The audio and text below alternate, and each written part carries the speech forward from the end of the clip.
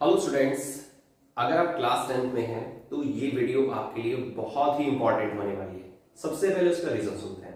देखिए, हम स्टार्टिंग से चैप्टर्स पढ़ रहे हैं, टॉपिक्स को कवर कर रहे हैं, लेकिन जब प्री बोर्ड की बात आती है, क्योंकि अभी आपको मालूम है कुछ ही समय बाद प्री बोर्ड स्टार्ट होने वाले हैं, तो प्री बोर्ड की टाइमिंग पर या एग्जाम से जस्ट पहले हमें चैप्टर पूरा नहीं पढ़ना होता है, हमें चैप्टर की रिविजन करनी होती है और वही काम हम आज की वीडियो में करने वाले हैं। क्लास 10 की बायोलॉजी में जो चैप्टर है हेरिडिटी एंड इवोल्यूशन, जैसे आपको मालूम है कि एवोल्यूशन को हटा दिया गया है सिलेबस से, काफी सारे टॉपिक्स यहाँ पे हट चुके हैं, लेकिन इस चैप्टर के अंदर जो टॉपिक्स बचे हुए हैं वो सारे इंपॉर्टेंट टॉपिक, मैक्सिमम सभी टॉपिक हम आज की इस वीडियो में रिवाइज करने वाले हैं। ठीक है, तो अगर आपको हेरिडिटी एंड इवोल्यूशन के टॉपिक्स में थोड़ा भी डाउट है या आप उस चैप्टर को रिवाइज करना चाहते हैं, ये वीडियो आपके लिए बहुत इंपॉर्टेंट है। तो बिना देर करते हुए स्टार्ट करते हैं हेरिडिटी एंड इवोल्यूशन के चैप्टर की रिवीजन को। मेरा नाम तुषार भारद्वाज और ये आपका अपना favourite channel science world by Tushar. सबसे पहले हम क्या करने वाले हैं, हेरिडिटी एंड इवोल्यूशन की वो टॉपिक्स जो हमारे एग्जाम्स के लिए बहुत इंपॉर्टेंट है उनको नोट डाउन करेंगे। ठीक है, उसके बाद फिर हम वन बाय वन टॉपिक को रिवाइज करना स्टार्ट करेंगे। ठीक, सबसे पहले देखिए, फर्स्ट नंबर पे आपके पास टॉपिक आता है इंट्रोडक्शन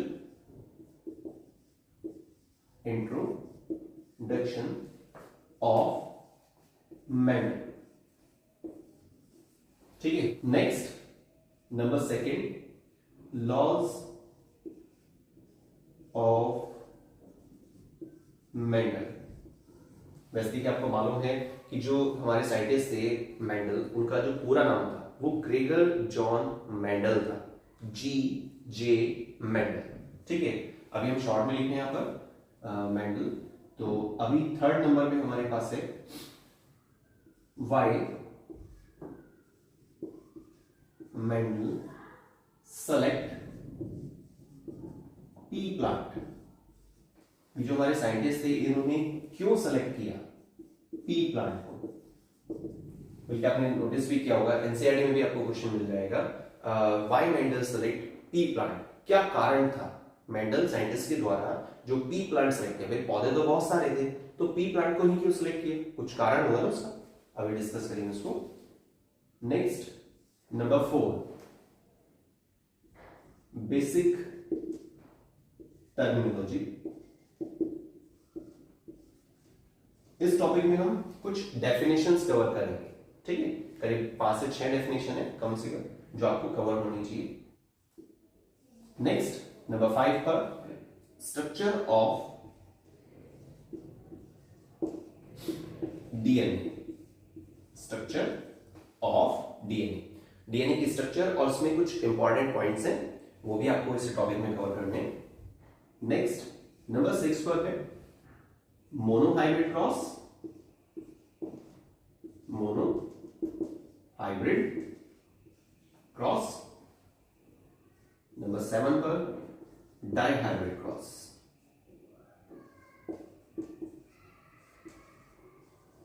ठीक है,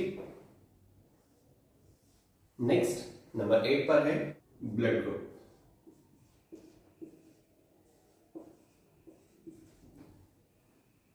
नेक्स्ट नंबर 9 पर sex determination, sex determination.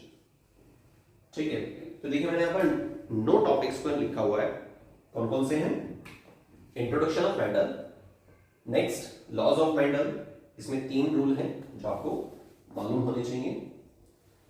Number 3 पर why Mendel select pea plant, Mendel scientist ने क्यों सिलेक्ट किया था पी प्लांट को, क्या कारण था उसके पीछे। बेसिक टर्मिनोलॉजी मतलब कुछ इंपॉर्टेंट हम टर्म्स को डिस्कस करेंगे इसमें 5 to 6 के near by. Structure of DNA, DNA की स्ट्रक्चर क्या है, उसके पॉइंट्स क्या क्या हो सकते हैं।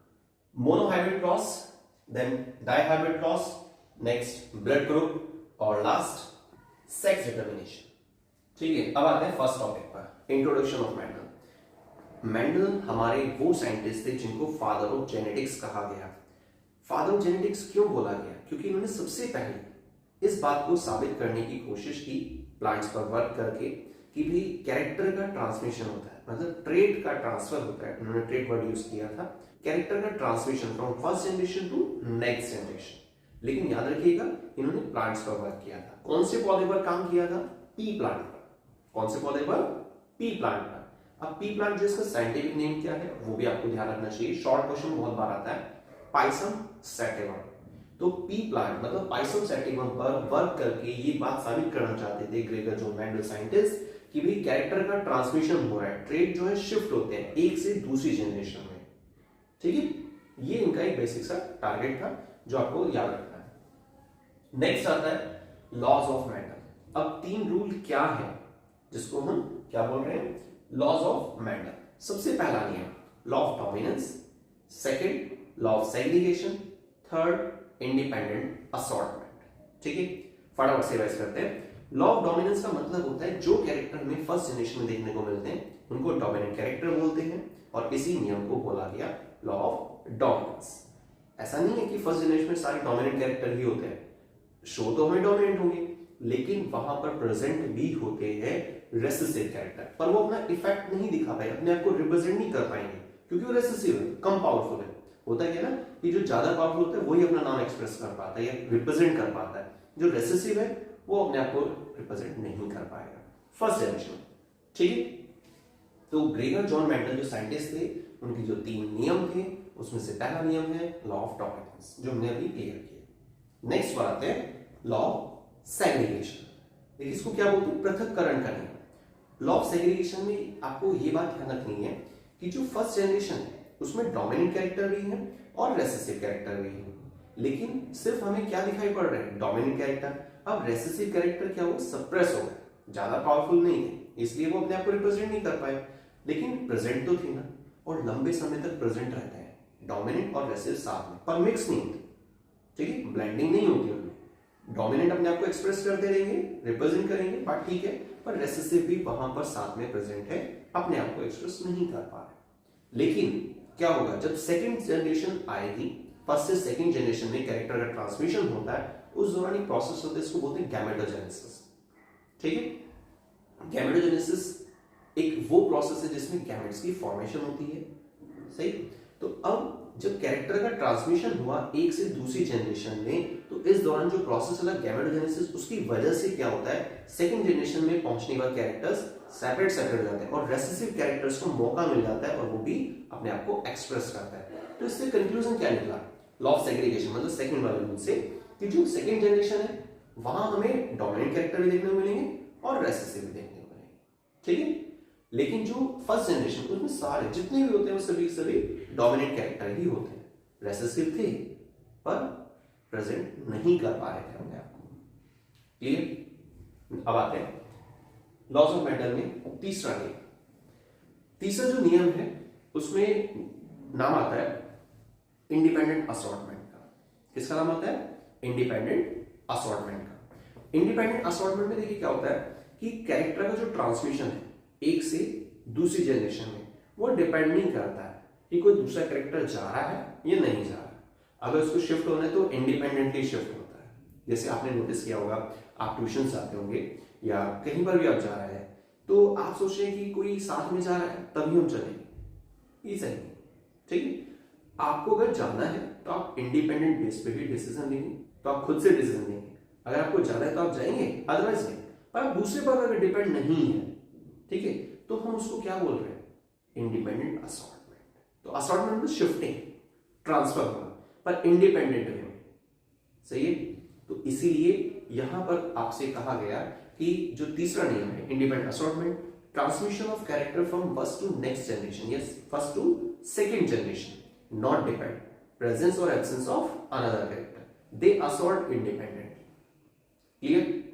चलिए ये हमारा। अब आते हैं next, why Mendel select pea plant. Mendel जो साइंटिस्ट थे ना उन्होंने क्यों सेलेक्ट किया पी प्लांट? क्या कारण था? क्या उन्हें मटर पसंद थी? नहीं, ऐसा नहीं है। देखिए मेंडल जो साइंटिस्ट थे ना उन्होंने पी प्लांट को सिलेक्ट किया, इसके पीछे कुछ कारण थे। 7 पेयर ऑफ कंट्रास्टिंग कैरेक्टर, ये लाइन आपको ध्यान रखनी है। 7 तुलनात्मक गुण थे मटर के पौधे में जिसकी वजह से उन्होंने ऐसा किया। उसमें से कुछ एग्जाम्पल भी हैं, जैसे कि आप 2 से 3 एग्जाम्पल ध्यान रख सकते हैं। First seed shape. Seed shape में दो पॉसिबिलिटी होती है, राउंड और रिंकल। गोल बीज होते हैं, झुर्रीदार, थोड़ा टेढ़े मेढ़े से होते हैं, तो राउंड और रिंकल्ड बोलते हैं। ये सीड शेप है। तो सीड शेप क्या होगा हमारे पास, एक कैरेक्टर होगा जिसकी दो फॉर्म्स हमने अभी सुनी। दूसरा प्लांट हाइट, टॉलनेस और ड्वार्फनेस। तो फर्स्ट हमारे क्या हुआ एग्जांपल, सीड शेप, सेकंड क्या हुआ प्लांट हाइट, नंबर थर्ड पर हमारे पास है सीड कलर, येलो सीड और ग्रीन सीड। क्लियर हो गया, ठीक। तो मेंडल जो साइंटिस्ट थे उन्होंने क्यों सिलेक्ट किया प्लांट को, क्योंकि मटर के पौधे में 7 तुलनात्मक गुण होते हैं, 7 पेयर ऑफ कंट्रास्टिंग कैरेक्टर होते हैं, जिसमें से हमने 3 एग्जांपल्स पे करके पॉइंट आउट किए। नेक्स्ट आते हैं बेसिक टर्मिनोलॉजी। देखिए वैसे तो बहुत सारे डेफिनेशन है, लेकिन इसमें से जो इंपॉर्टेंट है उनमें है नाम genetics, genes, number third acquired character, inherited character, और एक आता है आपके पास और लास्ट फिनोटाइपिक और सिनोटाइपिक रेशियो। फटाफट समझते हैं इसको। जेनेटिक्स क्या है, ये ब्रांच है बायोलॉजी की जिसमें हम स्टडी कर रहे हैं कैरेक्टर के ट्रांसमिशन की एक से दूसरी जनरेशन में, जिसमें हम हेरिडिटी के टर्म को भी इंक्लूड कर सकते हैं। ठीक है, फर्स्ट पॉइंट क्लियर हो गया जेनेटिक्स के बारे में। नंबर सेकंड पर आते हैं जीन। सेकंड डेफिनेशन जो आपको मालूम होनी चाहिए वो है जीन। जीन क्या है, डीएनए की जो सीक्वेंस होती है उसका एक छोटा सा हिस्सा, एक स्मॉलेस्ट सेगमेंट डीएनए का जो कंट्रोल करता है सिंगल कैरेक्टर। कैसे, देखिए न्यूक्लियोटाइड की जो सीक्वेंस होती है, एक पर्टिकुलर सीक्वेंस न्यूक्लियोटाइड की, उसको हम जीन बोलते हैं। ठीक, एक जीन एक आदत को कंट्रोल करता है, शॉर्ट टर्म ये भी समझ सकते हैं। ठीक है, तो जीन क्या है, जीन एक्चुअल में क्या हुआ, एक ऐसा पीस डीएनए का जिसमें न्यूक्लियोटाइड की जो सीक्वेंस है वहां कुछ इंफॉर्मेशन होती है। सिंपल सा। Number third acquired character. जो कैरेक्टर हम अपने सराउंडिंग से गेन करते हैं वो एक्वायर्ड कैरेक्टर होते हैं, और इनहेरिटेड कैरेक्टर वो होते हैं जो parents to their offspring transfer होते हैं जेनेटिक बेसिस पे। क्लियर। एक होता है फिनोटाइपिक रेशियो, एक होता है जीनोटाइपिक रेशियो।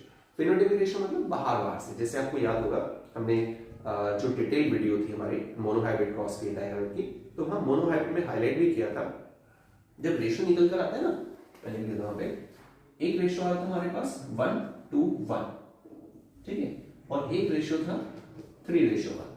तो जो 1:1 रेशियो है ना, इसमें भी टोटल 4 बैठ रहे हैं, यहाँ पर भी टोटल 4 आ रहा है।